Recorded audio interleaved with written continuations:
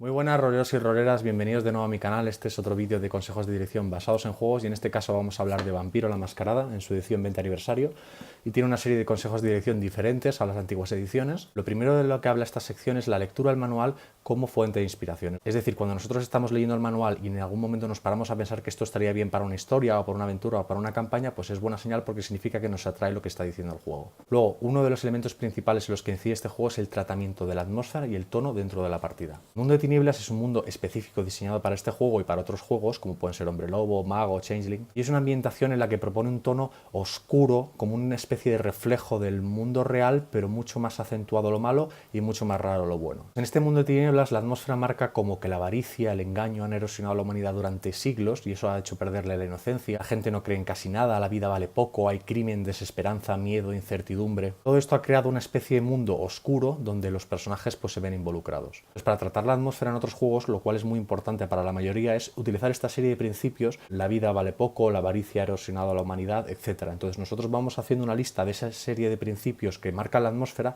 y tendremos una forma mucho más clara de describir los detalles que suceden durante la partida. Vampiro requiere de personajes bien detallados, entonces lo primero que nos dice es que a la hora de diseñarlos pensemos en su función, la función que van a cumplir para la partida. Es decir, muchas veces serán personajes que apoyen a los jugadores y personajes que vayan en detrimento de los jugadores, pero podemos pensar las funciones mucho más allá. Lo podemos decir que la función de un personaje controlado por el narrador sea de vincular a los jugadores con su pasado.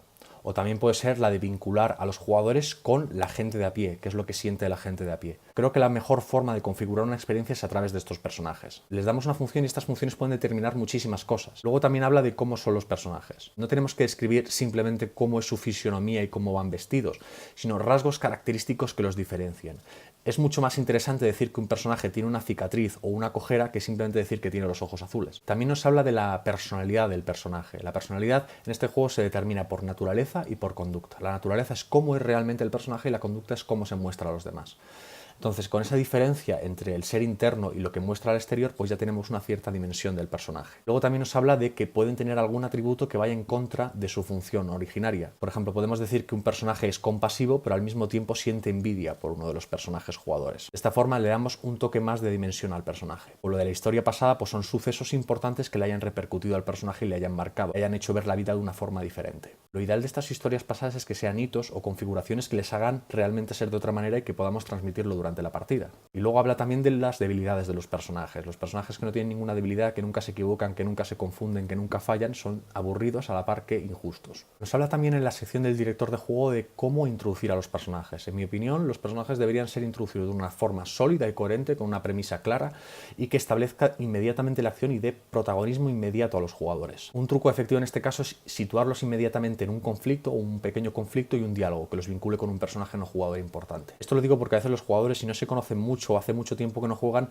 no tienen esa espontaneidad de dialogar tan rápidamente, y si introducimos un diálogo con nuestros personajes no jugadores conseguiremos ya establecer la acción y la dinámica rápidamente. Luego hay un listado de preguntas exhaustivas para los personajes jugadores, incluso con detalles pues qué manías tienen o cómo se beben la leche o qué ropa les gusta llevar. Esto puede ser interesante, pero es difícil transmitirlo durante la partida, pero puede ayudar a que los jugadores tengan una experiencia interna más gratificante. En todos estos consejos y la mayoría de los consejos de dirección tenemos que tener muy claro cómo llevar la teoría a la práctica. En mi opinión, la mejor forma de llevar la teoría a la práctica es a través de los ejemplos. Si un consejo tiene ejemplos, nos podemos figurar prácticamente cómo sería la implementación de esa técnica. Si las técnicas y los consejos de dirección no llevan esos ejemplos, deberíamos nosotros intentar diseñar esos ejemplos para poder figurarnos cómo sería en la práctica. Luego nos habla de la creación de historias. Aquí es profundamente clásico el libro y habla de la trama y la subtrama.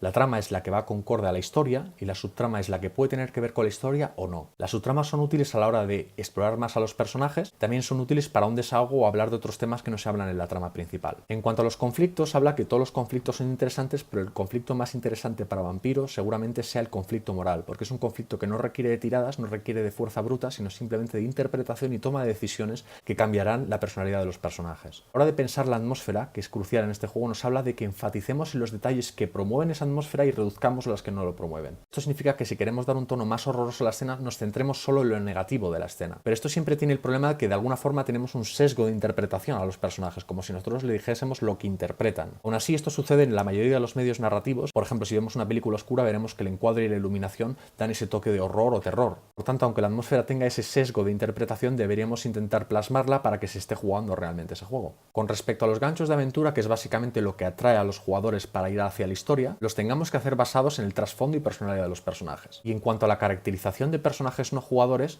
nos habla de que tengamos muy presente su función, porque si tenemos muy presente su función, tendremos muy presente su importancia y por lo tanto podremos caracterizarlos mejor. Y por último nos habla de una serie de mandamientos de corte clásico que nos dice qué es lo que tendríamos que hacer y qué es lo que no tendríamos que hacer. El primero es involucra a los jugadores todo lo que puedas. Esto significa que los jugadores tienen que sentirse copartícipes de la aventura y que no esté encarrilada, que los resultados sean realmente consecuencias de las acciones de los personajes. El siguiente es cumple las expectativas de los jugadores. Cumplir las expectativas de los jugadores significa que los jugadores van con una determinada serie de ideas y preconcepciones y deseos y tenemos que de alguna forma llevarlos a cabo y cumplirlos para dar satisfacción a la partida. Por otro lado, habla de haz tu trabajo con antelación, es decir, la preparación que podemos hacer antes de la partida la hacemos antes para así poder centrarnos ya en la dirección en sí. Luego habla de un principio que ahora está bastante de moda en muchos juegos, que es la historia primero, las reglas después. Esto no significa que no atendamos a las reglas, porque para mí un juego de rol es un juego y por lo tanto los juegos tienen que tener reglas. Pero otra cosa es que nos estemos debatiendo en reglas y sistemas y discusiones que no llevan a ningún lado y que la historia se vea empobrecida. O habla de las tres máximas: descripción, diálogo y acción. Como directores de juego tenemos que estar continuamente describiendo o utilizando diálogos o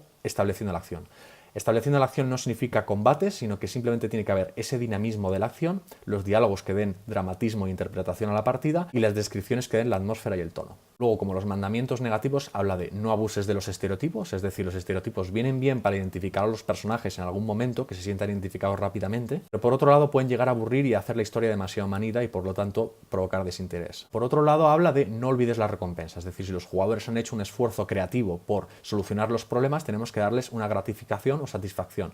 Para algunos serán los puntos de experiencia, para otros será un reconocimiento al jugador o al personaje y para otros será cambios en la historia. El siguiente es no lo cuentes todo, es decir, nosotros tenemos que provocar un determinado interés a través de la escasez de información, a través de irla dosificando poco a poco. Si contamos todo a la vez, darán por resuelto el problema o lo solucionarán muy rápido. El penúltimo mandamiento es no abuses de tu poder. Esto refleja para mí una de las virtudes más importantes del director de juego, que es la justicia u objetividad.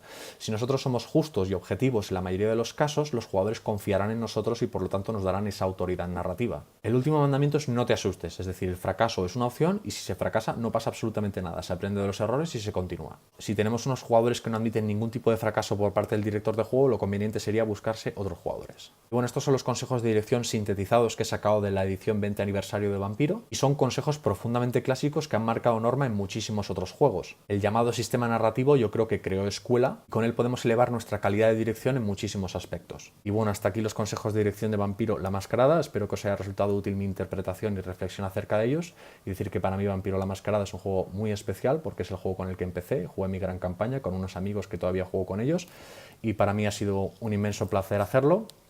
Vampiro la Mascarada.